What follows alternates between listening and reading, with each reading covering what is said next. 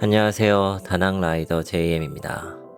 오늘은 제가 훈련하는 영상과 함께 제 이야기를 한번 들려드리도록 하겠습니다.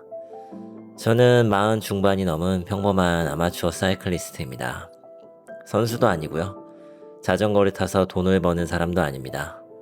그런데 올해 저는 FTP 300W에 도전하고 있습니다. 누군가는 이렇게 물을 수도 있죠. 취미인데 꼭 그렇게까지 해야 해? 솔직히 저도 가끔 같은 질문을 합니다. 아침 일찍 일어나기 싫은 날에도, 힘든 인터벌 훈련을 앞둔 순간에도 굳이 이 숫자를 쫓아야 할 이유가 있는지 생각합니다. 그런데 제가 FPT 300W를 목표로 정하기까지는 꽤 긴 이야기가 있습니다. 제가 자전거를 본격적으로 타기 시작한 것은 2008년이었습니다. 그 전까지는 오토바이를 취미로 탔습니다. 하지만 가벼운 사고를 겪은 뒤 오토바이는 생각보다 위험하다는 생각이 들더군요. 그때 친구가 자전거를 한번 타보라고 권했습니다. 그렇게 처음 로드바이크를 접했습니다. 당시만 해도 로드바이크는 선수들만 타는 자전거인 줄 알았습니다. 몸에 붙는 옷을 입고 얇은 타이어가 달린 자전거를 타는 것이 많이 낯설게 느껴졌죠. 처음 몇 달은 혼자 탔습니다. 그러다 처음으로 인근 MTB 모임에 나갔는데 누구나 그렇겠지만 정말 충격을 받았습니다. 자전거를 잘 타는 사람이 그렇게 많을 줄 몰랐죠. 저도 혼자 탈 때는 꽤 잘 탄다고 생각했는데 세상에는 저보다 훨씬 빠르고 강한 사람들이 많았습니다. 그때부터 더 열심히 타기 시작했습니다. 잘 타는 사람들을 따라가고 싶었고 조금이라도 더 강해지고 싶었죠. 2009년에는 뚜르드 코리아 아마추어 대회에도 출전했습니다.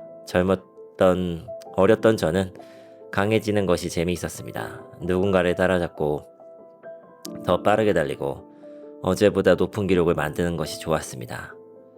하지만 그 시간은 오래 이어지지 못했습니다. 허리 디스크가 심해지면서 결국 자전거를 그만두게 됐습니다. 그렇게 자전거와 멀어졌고 거의 10년이라는 시간이 흘렀습니다. 그러다 2019년 무렵 심심한 마음에 다시 자전거를 타기 시작했습니다. 처음에는 체력 관리만 하자는 생각이었고 무리하지 않게 건강을 위해 하루 걸러 하루 한 번 정도 이렇게 타자라고 생각을 했습니다. 그런데 다시 페달을 밟다 보니 예전 자전거 탔던 기억이 조금씩 내 몸에서 살아나기 시작했습니다. 한국에서 자전거를 바꾸고 본격적으로 타기 시작하면서 마음속에 남아있던 불이 다시 타오르기 시작을 했죠. 그러다가 어느 날 파워미터도 구입을 했습니다. 처음에는 파워미터 역시 선수들이나 사용하는 장비라고 생각을 했는데 아마추어가 이런 것까지 필요할까? 그런 생각을 하게 됐죠. 그러다 호기심이 생겨서 결국에는 구매를 하게 됩니다. 직접 테스트도 해보고 숫자를 비교해보니 생각보다 재미가 있었습니다. 같은 길을 달려도 그날의 느낌뿐만 아니라 실제 기록으로 제 상태를 확인할 수 있었으니까요. 하지만 그때도 체계적으로 훈련하겠다는 생각은 전혀 하지 않았습니다. 그러다 베트남으로 다시 돌아오고 난 뒤에도 자전거를 계속 타게 됐습니다. 그리고 여기서도 잘 타는 친구들을 만나게 됐죠. 그 사람들을 보면서 본능적으로 타는 것만으로는 더 이상 발전하기 어렵겠다는 생각이 들었습니다. 그래서 그때 한참 유행하던 스마트 로라를 구입을 했습니다. 문제는 이게 어떻게 훈련해야 하는지 몰랐다는 겁니다. 누가 가르쳐주는 사람도 없었고요. 화면에 나오는 숫자만 보며 혼자 따라하려니 재미가 영 없었습니다. 무엇보다 지금 하는 훈련이 어디에 좋은지, 왜 이 강도로 타야 하는지 이해하지 못했으니까 실행하는 마음도 약해지더군요. 결국 몇 번 타보지도 못하고 포기를 했습니다. 스마트 로라에는 먼지가 쌓였고 저는 다시 그날의 기분에 따라 장거리와 단거리를 섞어가며 라이딩을 시작을 했습니다. 사실 먹는 것에도 별로 관심이 없었습니다. 프로 선수들이 라이딩 중에 많이 먹는다고는 이야기를 듣고 그냥 잘 먹어야 하나 보다 이렇게 생각하는 정도였습니다. 체계적인 훈련을 하지 않았는데도 한때 FTP가 270W 정도까지 나온 적은 있었습니다. 그러다 일이 바빠지면서 라이딩 횟수가 크게 줄었고 당연히 체력도 떨어지고 파워도 떨어졌습니다. 이제 욕심을 내려놓고 취미로 즐기면서 체력만 유지하자고 다시 생각을 하게 됐습니다. 그런데 나이가 들면서 이게 새로운 문제가 생기기 시작을 하더군요. 사고가 나지 않았는데도 몸이 아파 자전거를 타지 못하는 일이 반복되기 시작을 합니다. 어느 날은 갑자기 허리가 심하게 아파 라이딩을 하면서 허리가 아프기 시작을 했는데 몇 달 동안 강한 라이딩을 하지 못할 정도로 허리에 한번 큰 무리가 간 적이 있습니다.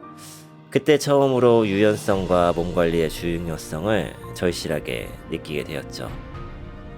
틈이 날 때마다 몸을 풀고 유연성을 그리려고 노력했고 약 3개월이 지나면서 허리 통증이 많이 좋아지게 됐습니다. 그런데 그 다음에는 무릎에 문제가 생겼습니다. 베트남의 고원 도시 달랏에서 라이딩을 하러 원정을 갔습니다. 첫날 라이딩을 한 후에 오른쪽 무릎 위쪽에 약간의 통증이 느껴졌습니다. 저는 처음에 단순한 근육통이라고 생각을 했기 때문에 대수롭지 않게 생각을 했고 오랜만에 강하게 타서 그런가 이렇게 생각을 하고 그냥 계속 라이딩을 이어갔습니다. 그렇게 통증을 무시한 채 사흘 정도 계속 달렸고 나중에도 통증이 사라지지 않더라고요. 보통 근육통이라면은 이 정도면 사라져야 되는데 통증이 계속 이어지게 됩니다. 결국 병원에 가서 진단을 받아보니 슬개건염이라는 진단을 받게 되었습니다. 다시 몇 달 동안 자전거를 제대로 타지 못하는 시간이 흘러가기 시작합니다. 약도 먹고 얼음질질도 하면서 할 수 있는 것은 다 해봤지만 결국 가장 필요했던 것은 시간이었습니다. 약 3개월이 지나서야 통증이 조금씩 줄어들었고 저는 다시 자전거를 타기 시작을 했습니다. 그때 무릎 통증이 나아지고 나서 첫 번째로 했던 이벤트가 제 꿈에 그리던 설악 그란폰도에 나가는 것이었습니다. 그래서 작년 2025년도 설악 그란폰도를 참여를 하게 됐고요. 잘 완주를 하고 나서 2달 동안 더 열심히 자전거를 탑니다. 하지만 2달 뒤 슬개건염이 재발을 하게 됩니다. 그때는 정말 많이 실망을 했습니다. 시간이 지나면 다시 탈 수 있을 거라 생각했지만 통증은 쉽게 사라지지 않았고 7월에 재발한 통증은 결국 11월까지 저를 불편하게 만들었습니다. 그동안 쌓았던 자전거 실력도 다시 처음으로 돌아간 것 같았고요. 당연히 체력은 자린이 수준으로 돌아가게 됐죠. 마침 그때가 또 제가 하던 일도 하락세를 겪고 있었습니다. 몸도 마음도 제 뜻대로 되는 것이 없다는 기분이 들었고요. 그때는 FTP가 몇 와트인지가 중요하지 않았습니다. 그냥 다시 자전거를 신나게 탈 수만 있다면 소원이었겠다고 이렇게 생각했습니다. 올해 초에는 라이딩 도중 갑자기 좌회전하는 사람과 부딪혀 넘어지는 사고도 있었습니다. 다행히 큰 외상으로 이어지진 않았지만 헬멧이 부서졌고 이후 약 열흘 동안 매우 어지러운 현상을 겪게 됩니다. 아마 뇌진탕이 왔던 거겠죠. 정말 화가 많이 났습니다. 제가 실수한 건 아닌데 다른 사람의 실수로 사고가 나서 결국 또 자전거를 못 타게 되니까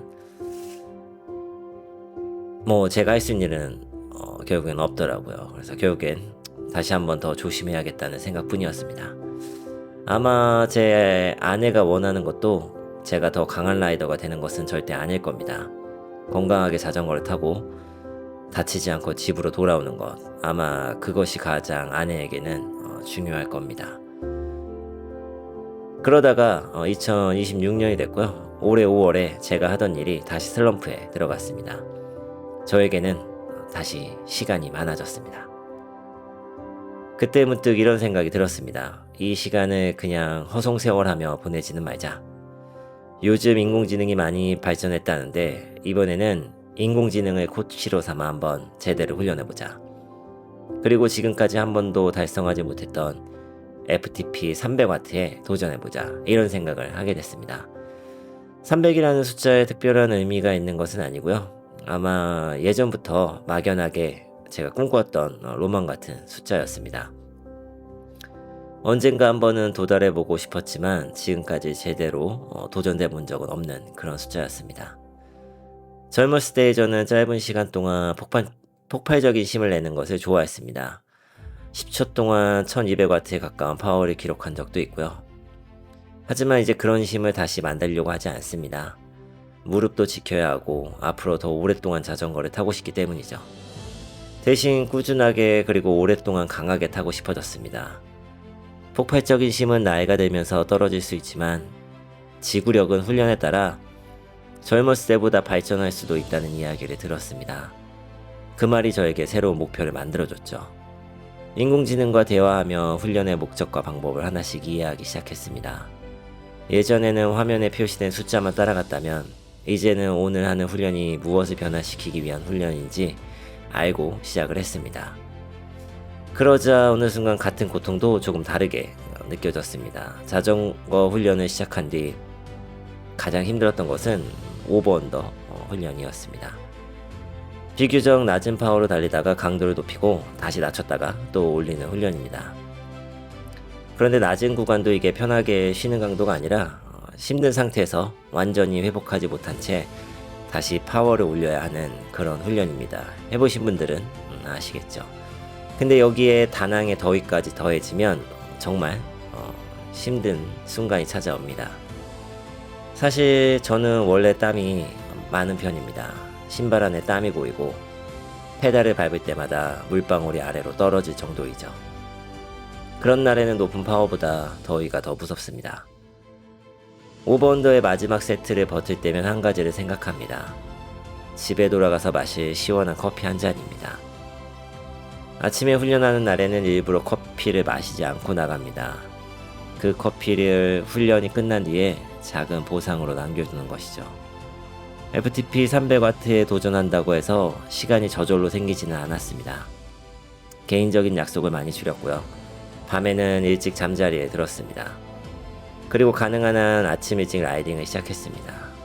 오전에 훈련을 끝내놓아야 낮이나 오후에 예상하지 못한 일이 생겨도 그날의 계획을 지킬 수 있었기 때문입니다. 물론 매일 일찍 일어나는 것은 피곤했습니다. 가끔 술을 마시던 약속도 줄였고 집에서 마시던 술도 이제 거의 마시지 않습니다. 아내는 제가 강해지는 것보다 몸에서 술 냄새가 나지 않는 것이 훨씬 좋다고 말합니다. 훈련을 시작하면서 새롭게 배운 것도 많았습니다. 특히 먹는 것의 중요성을 알게 됐고요. 예전에는 힘들게 타는 것만 훈련이라고 생각했는데 지금은 훈련 중에 무엇을 먹는지 또 라이딩 중에 얼마나 보급을 하는지 훈련이 끝난 뒤 어떻게 회복하는지까지 모두의 훈련의 일부라고 생각을 합니다. 그렇게 조금씩 변화가 나타나기 시작했습니다. 아직 제가 목표로 정한 숫자에는 도달하지 못했지만 하지만 젊었을 때 세웠던 최고 기록에 점점 가까워진 제 모습을 발견했습니다. 높은 파워에서도 예전보다 덜 지치고 더 오래 버틸 수 있게 됐고요. 짧은 폭발력으로 젊은 시절의 저를 이길 수 있을지는 모르겠습니다. 하지만 오래 꾸준하게 강하게 타는 능력만큼은 젊었을 때의 저를 넘어서는 것이 불가능하지 않다고 느껴지기 시작했습니다. 예전에는 잘 타는 사람을 보면 따라잡고 싶었습니다. 지금도 빠르게 타고 싶은 마음은 남아있습니다. 하지만 경쟁 상대는 달라졌습니다. 이제 제가 이기고 싶은 사람은 다른 라이더가 아닙니다. 피곤하다는 이유로 포기하려는 나. 나이가 들었으니 어쩔 수 없다고 말하는 나. 그리고 젊었을 때가 가장 강했다고 생각하는 과거의 나입니다. 제 첫 번째 목표는 올해 안에 FTP 300W에 도달하는 것입니다. 그리고 가능하다면 올해 겨울 다시 치앙마이에 가고 싶습니다. 치앙마이는 제가 경험한 아시아의 도시 중 가장 라이딩하기 좋은 곳입니다. 11월 말부터 12월이 되면 날씨가 좋아지고 세계 곳곳에서 찾아온 라이더들로 도시 전체가 활기를 띱니다. 지난해에도 치앙마이에 갔지만 무릎 통증이 남아있어 제대로 즐기지 못했습니다. 그래서 더 큰 아쉬움이 남았습니다. 이번에 다시 갈 수 있다면 지인들과 함께 마음껏 달리고 치앙마이 언덕에서 제 개인 기록도 모두 경신해보고 싶습니다. 저는 이 영상을 보는 분들에게 FTP 300W에 도전하라고 말하고 싶지는 않습니다.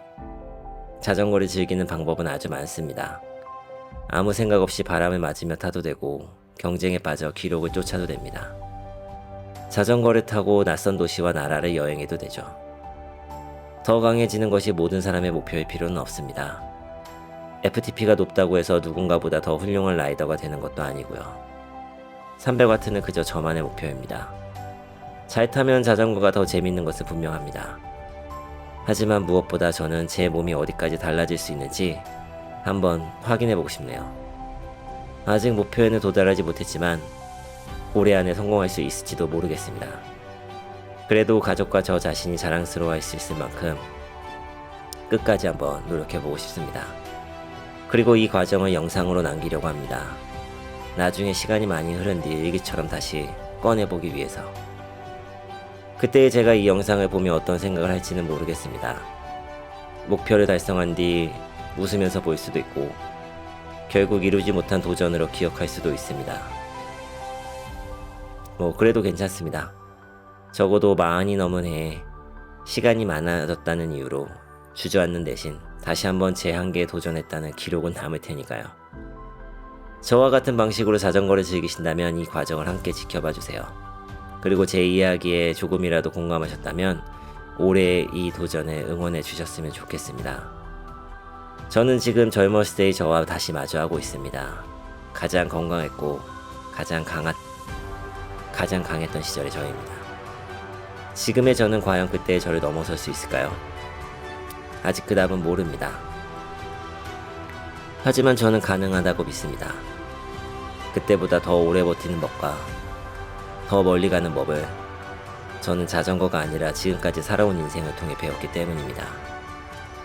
이번 도전은 젊은 시절로 돌아가기 위한 도전이 아닙니다. 지금의 제가 가장 강했던 시절의 저를 넘어서는 과정입니다. 이제 그동안 살아온 시간이 페달 위에서 어떤 답을 만들어내는지 직접 확인해 보려고 합니다. 다낭라이더 JM이었습니다. 이야기 들어주셔서 감사합니다.